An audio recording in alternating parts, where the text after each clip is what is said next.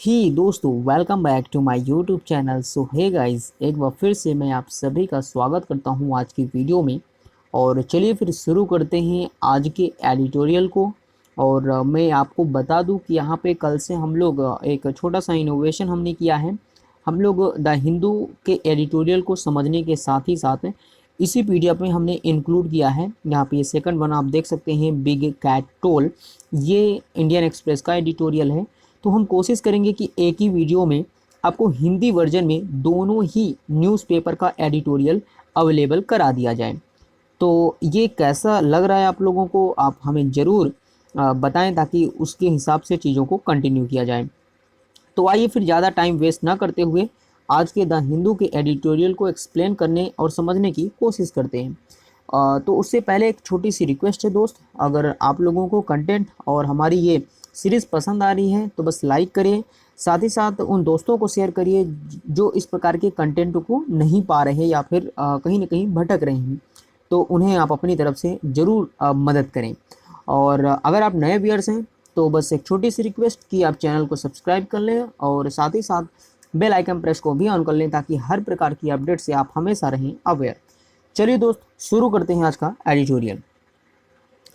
तो देखिए, द हिंदू का यहाँ पे आप देख सकते हैं, जस्ट अ मिनट। ओके, सो ये द हिंदू का ही एडिटोरियल है। बिल्कुल आप टेंशन ना लें, हिंदी वर्जन हम लोग यहाँ पे पूरी तरीके से इसको ट्रांसलेट करने की कोशिश करते हैं और हू बहू उसी फॉर्मेट में लाने की कोशिश भी करते हैं। आइए समझते हैं। टॉपिक आज का है हूचों से मौत। अब ये हूचो वर्ड क्या है, अगर हम पूरा एडिटोरियल पढ़ेंगे तो हम समझ पाएंगे कि हूचो किस चीज़ के लिए लिया गया है। तो हूचो से मैथ, ऐसा आज का टॉपिक है। भारत को शराबबंदी के जोखिमों और लाभों पर अधिक ईमानदार चर्चा की आवश्यकता है, ऐसा आज का सब टॉपिक है। आइए दोस्तों, शुरू करते हैं आज का एडिटोरियल और समझने की कोशिश करते हैं कि आज के जो पॉइंट और सब टॉपिक जो दिए गए हैं उसका क्या मतलब है। कहा जा रहा है कि देख सकते हैं यहाँ पे एक गुजरात का एक बोटाद जिला है में लगभग 40 से अधिक लोगों की जान लेने वाली एक प्रकार से कह सकते हैं जहरीली शराब की त्रासदी एक बार फिर शराबबंदी की तरफ सवाल को सामने लाती है। गुजरात भारत के 4 राज्यों में से एक है जो शराब पर प्रतिबंध लगाता है। पीड़ितों ने बुटलेगर्स द्वारा प्लास्टिक के पाउच में बेची जाने वाली जहरीली मिथाइल अल्कोहल का सेवन किया। प्राथमिकी में 24 लोगों को आरोपी बनाया गया और 14 को गिरफ्तार भी किया गया। आइए इसको समझते हैं, क्योंकि ये हमारे एग्ज़ाम के पॉइंट ऑफ व्यू से काफ़ी इंपॉर्टेंट है कि ये सारी चीज़ें चल के आ रही हैं, क्यों इस प्रकार से लोगों की मौत हो रही है, जानेंगे इनको। आगे ये भी कहा गया कि ऐसे हर त्रासदियों के बाद पुलिस की कार्रवाई बमुश्किल ही जनता का विश्वास जगाती है। वास्तव में यह शराब की कालाबाजारी को बचाने में प्रशासन की मिलीभगत को छुपाती है। जहां कहीं भी निषेध मौजूद है, यह मान लेना मुश्किल है कि पुलिस और राजनेताओं के संरक्षण के बिना शराब के अवैध निर्माण और बिक्री का विशाल नेटवर्क मौजूद हो सकता है। ये हमारे प्रशासन, हमारी पुलिस फोर्स और जो भी हमारे राजनीतिक लोग होते हैं, ऐसा ऑथर का कहना है कि बिना इनकी अनुमति के, बिना किसी भी इनके परमिशन के इस प्रकार की चीज़ों को करना संभव नहीं हो सकता। कहीं न कहीं इनकी एक प्रकार से आप कह सकते हैं कि मंजूरी होती है, परमिशन होती है, तभी जाके लोग इस प्रकार के कार्यों में लगते हैं। नहीं तो ऐसी किसी की हिम्मत नहीं होती कि आप प्रशासन को बिल्कुल ना डरें और आप अपने काम को चलाएं। तो ऐसा नहीं होता, कहीं ना कहीं मिलाप जरूर होता है और मंजूरी होती है जिसकी वजह से ये लोग बेच पाते हैं। तो कहीं ना कहीं ये हमारे लिए एक संकट का प्रश्न है कि इतनी अच्छी प्रशासनिक ढांचा होते हुए भी इस प्रकार की गैर जिम्मेदारी वाला जो कार्य है वो कैसे हो रहा है। आगे समझते हैं। आगे यह भी कहा जा रहा है कि रिपोर्टों से पता चलता है कि इस मामले में पुलिस को विशिष्ट शिकायतें की गई जो दूसरी तरफ देखती रहीं। शराबबंदी शराब को अवैध बना देती है, लेकिन ये कालाबाजारी में छिप जाती है, बिक्री और उत्पादों को भूमिगत करके राज्य कर राजस्व खो देता है। अगर ये चीज़ें प्राइवेटली करी जाएंगी, किसी को पता ना चलेगा, तो जो भी राज्य का राजस्व है वो कहीं ना कहीं कम हो जाएगा, इसे टैक्स नहीं मिलेंगे, तो बहुत सारे हमारे गवर्नमेंट को नुकसान होंगे, जबकि उपभोक्ताओं को भारी स्वास्थ्य जोखिमों का सामना करना पड़ता है। और ऐसे वो सारे लोग जो उपभोक्ता हैं, जो चीज़ों को इस्तेमाल कर रहे हैं, अगर गवर्नमेंट इसमें फेयर रूप से इन्वॉल्व नहीं है तो हो सकता है कुछ ऐसी नशीली दवाओं का भी सेवन उसमें करने के लिए मजबूर कर दिया जाए जो लोगों को स्वास्थ्य को डायरेक्ट रूप से प्रभावित करे। तो ये भी एक बड़ा प्रश्न चिन्ह खड़ा होता है कि इस प्रकार की तरक्की, इस प्रकार की गवर्नमेंट, इस प्रकार के इंफ्रास्ट्रक्चर के होते हुए भी इस प्रकार की चीज़ें जब अगर सामने आती हैं तो चिंतनीय और सोचनीय दोनों ही तरफ की बातें हमारे सामने हैं कि इसको समझना और इसके लिए प्रभावी कदम उठाए जाने की भी आवश्यकता है। हालांकि संविधान में निषेध को राज्य के नीति निर्देशक सिद्धांतों में सूचीबद्ध किया गया है। ध्यान रहे दोस्तों, निषेध को हमारे राज्य के नीति निर्देशक सिद्धांतों में सूचीबद्ध किया है।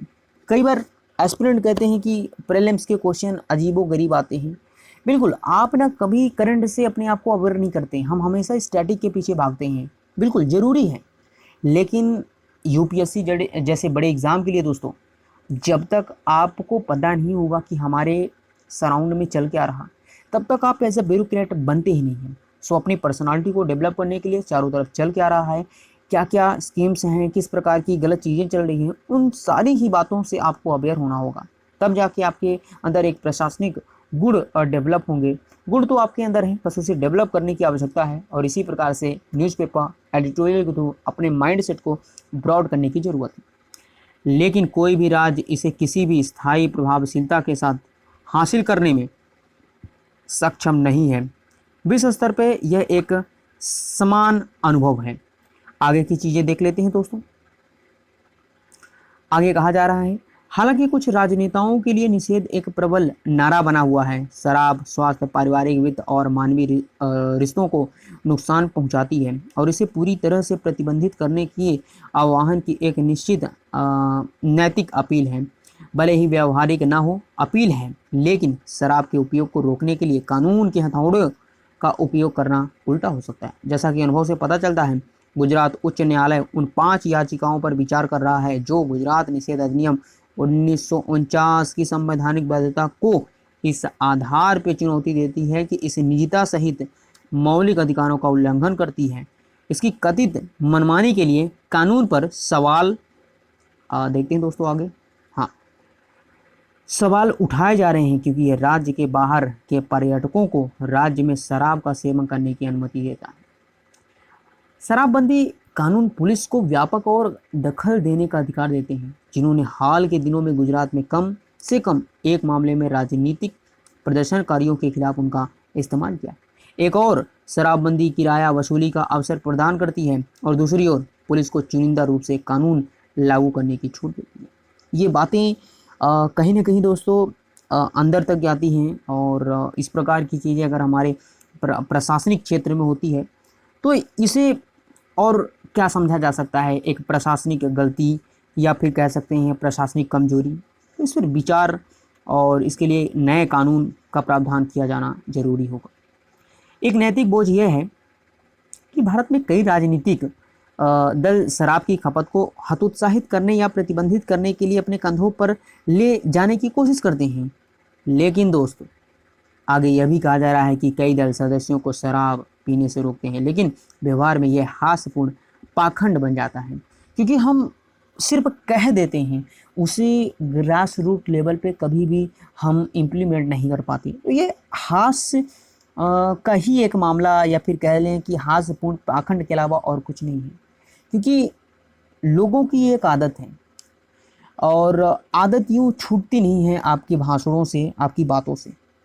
इसके लिए अवेयरनेस, जागरूकता के प्लान डेवलप होने चाहिए, इम्प्लीमेंटेशन हो उसका, और तब जाके ये चीज़ें कहीं ना कहीं, मैं ये नहीं कहता कि पूर्णतः ख़त्म होगी, लेकिन लोग अगर जागरूक होंगे तो वो स्वतः ही इसे छोड़ने का प्रयत्न करेंगे। और गुजरात विधानसभा चुनाव के लिए पहले से ही प्रचार मोड में है, जो केवल कुछ महीने दूर है। उस त्रासदी ने कांग्रेस और आम आदमी पार्टी की सत्तारूढ़ भारतीय जनता पार्टी पर अपनी बंदूकें प्रशिक्षित करने के लिए प्रेरित किया है।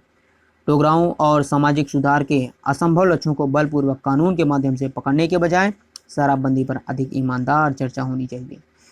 ये आज का एडिटोरियल था, स्पेशली द हिंदू का एडिटोरियल था। बहुत कुछ इससे हमें सीखने को मिला दोस्तों। इसमें जो भी पॉइंट्स इम्पोर्टेंट हैं, जैसे कि यहाँ पे ये 1940 का संवैधानिक वैधता वाला चीज़ यहाँ पे बताया गया। गुजरात निषोध अधिनियम 1949 का, तो ये आप नोट डाउन कर लें। इसके अलावा जो भी इंपॉर्टेंट फैक्ट्स हैं इसको आप अलग से नोट डाउन करें और बस रिवीजन करते चलें। और ये कुछ चीज़ें थी, मुझे उम्मीद है कि आपको ये सारी चीज़ें क्लियर हो चुकी होंगी। चलिए दोस्तों, ज़्यादा टाइम ना वेस्ट करते हुए सीधे चलते हैं द इंडियन एक्सप्रेस के एडिटोरियल को और समझने की कोशिश करते हैं। चलिए आगे देखते हैं। आगे बात करी जा रही है big cat toll. Big cat toll क्या है दोस्तों, आइए बात करते हैं किस संदर्भ में इसका इस्तेमाल है। केंद्र की शेर परियोजना या शेर योजना गिर से जानवर को स्थानांतरित करने की तत्काल अनिवार्यता की अनदेखी कर रही है और ये एक प्रकार से हम सभी के लिए चिंतनीय और दुख वाली बात है। आइए समझते हैं क्यों ऐसा मैं कह रहा हूँ। बात हो रही है अगस्त 2020 में केंद्र ने प्रोजेक्ट टाइगर की तर्ज पर एक शेर संरक्षण कार्यक्रम शुरू किया। अपने संचालक के 2 महीनों बाद परियोजना ने गुजरात में गिर राष्ट्रीय उद्यान, ध्यान रहे दोस्तों, कई बार डायरेक्ट क्वेश्चन पूछ लेता है, में आप अपने वर्तमान आवास में एशियाई शेरों की पर्याप्त संख्या को स्थानांतरित करने के लिए 6 स्थलों की पहचान की। पहला मध्य प्रदेश में 2, राजस्थान में 3 और गुजरात में 1। ये संरक्षित क्षेत्र मध्य प्रदेश में कुनो वन्य जीव अभ्यारण्य के अतिरिक्त थे, जिसे 1995 में जानवरों के लिए एक वैकल्पिक घर के रूप में चिन्हित किया गया। लेकिन प्रोजेक्ट लायन के लिए सरकार के 25 साल के रोड मैप में पुनर्वास का कोई उल्लेख नहीं है। 10 अगस्त को लॉन्च किया जाने वाला केवल सौराष्ट्र में जानवरों के सहायक प्राकृतिक फैलाव और 2047 तक राजस्थान में संभावित पर केंद्रित है। एशियाई शेर एक बार उत्तर, मध्य और पूर्वी भारत के जंगलों में घूमते थे, लेकिन 20वीं सदी की शुरुआत में इनकी सीमा गिर के जंगल तक ही सिमट कर रह गई। क्या लगता है दोस्तों, क्या रीज़न हो रहे होंगे इसका? एक तो मेजर रीज़न यही रहा होगा, ओवर पॉपुलेशन, डिफॉरेस्टेशन। कई बार हम जंगलों को काटते रहे हैं, पॉपुलेशन बढ़ने के कारण जंगल कटे हैं, औद्योगिकीकरण का विकास हुआ है। कुछ रीजन से दोस्त, जो हमारे पुराने समय में जो हमारे जानवर थे, जिनकी वजह से हम अपने भारत को संपन्न देश मानते थे, चीज़ें कम होती नज़र आ रही हैं। बहुत ही चिंतनीय बातें हैं ये, और इस पर विचार करना चाहिए सरकार ने कि क्या स्टेप उठाए जाने चाहिए उनको संरक्षण के लिए। आइए आगे चलते हैं। आगे बात हो रही है 1960 के दशक से जंगल के लिए संरक्षित क्षेत्र की स्थिति के परिणामस्वरूप प्रजातियों को विलुप्त होने के कगार से पुनर्जीवित किया गया। 1960 के दशक से फिर सरकार ने कुछ स्टेप लिए कि भाई जो भी चीज़ें गायब हो रही, जो भी जानवर गायब हो रहे हैं, उनके लिए कुछ प्लान बनाए जाएं। और तब से लगभग 30 वर्षों से संरक्षण विशेषज्ञ तर्क दे रहे हैं कि शेरों की संख्या गिर की वहन क्षमता से अधिक हो गई है। जानवर अक्सर गांवों और खेतों में देखे जाते हैं, और उनका यह भी तर्क है कि एक पार्क और प्रजातियों की सघनता इसे संक्रामक रोगों की चपेट में ले लेती है, जैसे कि कैनाइन डिस्पेंटा का प्रकोप, जिसने 1990 के दशक की शुरुआत में तंजानिया के सेरेन गेटी नेशनल पार्क में 1000 अफ्रीकी शेरों को मार डाला था। कुछ चीज़ें हैं, लेकिन गुजरात सरकार ने खूनों के लिए पशु के एक गौरव को स्थानांतरित करने के कदम का कड़ा विरोध किया, अक्सर आधार पर पूरी तरह से संरक्षण से संबंधित नहीं है। उदाहरण के लिए 2013 में उसने जानवरों को परिवार के सदस्यों के रूप में वर्णित किया है, जो नहीं कर सकते से जुदा होना है। उस वर्ष सुप्रीम कोर्ट ने, ये आप जरूर याद रखें, क्योंकि कई बार क्या होता है कि सुप्रीम कोर्ट की स्टेटमेंट बहुत इंपॉर्टेंट होते हैं। सुप्रीम कोर्ट ने राज्य की अपील को खारिज करने में कोई शब्द नहीं कहा। इसने गुजरात को 6 महीने में शेरों का फिर से खोजने का निर्देश देते हुए कहा, मुख्य मुद्दा यह नहीं कि एशियाई शेर परिवार का सदस्य हैं या नहीं, बल्कि एक लुप्तप्राय प्रजाति का संरक्षण जरूरी है। ये स्टेटमेंट आप जरूर याद रखेंगे, क्योंकि ये सुप्रीम कोर्ट के द्वारा कहा गया है। ऐसा क्वेश्चन आप जीएस पेपर 3 में देख पाएंगे। वहाँ पे डायरेक्ट इस प्रकार के क्वेश्चन अगर पूछे जाते हैं, अगर इस प्रकार का कंटेंट आप वहाँ पे प्रोवाइड करते हैं, यकीन मानिए कोई भी चेक करने वाला आपके नंबर काट ही नहीं सकता। लेकिन गुजरात ने इस मामले पर अपने पैर खींचना जारी रखा, यहाँ तक कि कैनाइन डिस्पेंटर के प्रकोप ने 2018 के बाद से गिर के शेरों की आबादी का नियमित रूप से तोड़ लिया। पिछले 2 हफ्तों के संरक्षण की कहानी ने एक और अवैज्ञानिक मोड़ हासिल कर लिया है। कुनो नामीबिया के चीतों के स्वागत की योजना बना रहा है। एमपी संरक्षण अधिकारियों का तर्क है कि शीर्ष शिकारी की शुरुआत से पार्क के स्वास्थ्य में सुधार होगा, लेकिन जैसा कि इस पेपर के विश्लेषण से पता चला है कि कूनों की चीता की आबादी 40 साल में भी व्यवहार्य नहीं होगी।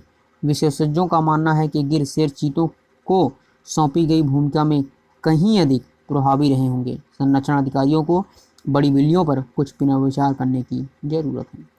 सो ये था दोस्तों, उम्मीद करते हैं आपको आज का द इंडियन एक्सप्रेस का एडिटोरियल भी अच्छी तरीके से समझ में आ गया है। बहुत कुछ चीज़ें इसमें आपको बताने और समझने के लिए हैं। इंपॉर्टेंट फैक्ट, इंपॉर्टेंट पॉइंट्स जरूर आप याद रखें, उसे अलग से नोट डाउन कर लें और बस रिवीजन करते रहें, क्योंकि यही अल्टीमेट आपके एग्ज़ाम में आपके नंबर औरों से अलग बढ़ाएंगे और आपकी रैंक को भी इम्प्रूव करेंगे। उम्मीद करते हैं दोनों ही एडिटोरियल आपको बहुत ही खूबसूरत तरीके से समझ में आ गया है। बस एक छोटी सी बात है कि आप जितने नंबर ऑफ व्यूज़ होते हैं उसके अकॉर्डिंग लाइक शेयर कम होते हैं, तो प्लीज़ ऐसा ना करें। अगर पसंद आता है तो लाइक भी कर दिया करें, दोस्तों के साथ शेयर करें, क्योंकि बहुत सारे लोगों को इस प्रकार की कंटेंट की आवश्यकता है। और बाकी हम स्वतंत्र देश में अपने जीवन को यापन कर रहे हैं, तो इसमें मैं फोर्स नहीं करूँगा, बट आपकी ऊपर है कि अगर कोई भी आपके लिए इतनी मदद कर रहा है, इतनी मेहनत कर रहा है, तो आपका भी छोटा कर्तव्य बनता है कि आप हमारे सपोर्ट के लिए छोटा सा कंट्रीब्यूशन करें। चलिए आगे चलते हैं और बस वीडियो को यहीं पे एंड करेंगे दोस्तों।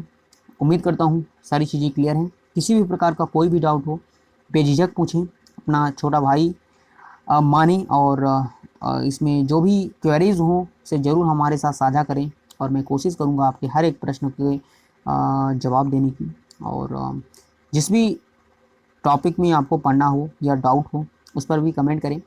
हमारा इंडियन हिस्ट्री का, स्पेशली एंशियंट इंडियन हिस्ट्री की सीरीज चल रही है, उसे भी आप देखते चलें। उससे कम और उससे ज़्यादा और कहीं आपको नहीं मिलेगा, तो उसको भी आप देखते चलिए और अपनी पढ़ाई को एक अच्छे लेवल तक ले चलिए, और बस बिलीव रखें कि हम कर पाएंगे। चलिए दोस्तों, मिलते हैं नेक्स्ट वीडियो में। So till then take care and see you. Jai Hind.